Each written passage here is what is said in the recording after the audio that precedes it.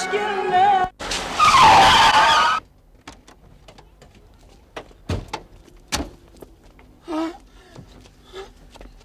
Adil! Adil! Hara kaçırsan?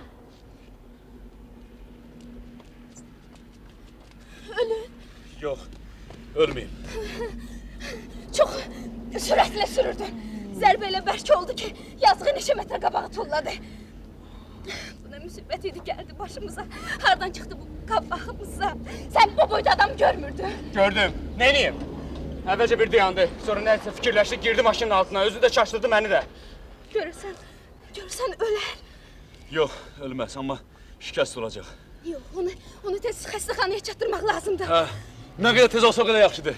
Tez olun. Allah, bu ne işidir?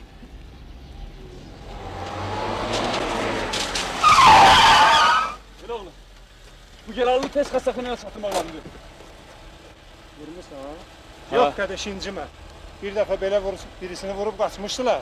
Götürüb aparmışam, yazığım gəlib. Amma olmasın əziyyətlər çəkmişəm. Yapışıblar yaxamdan ki, güya özün vurmusan.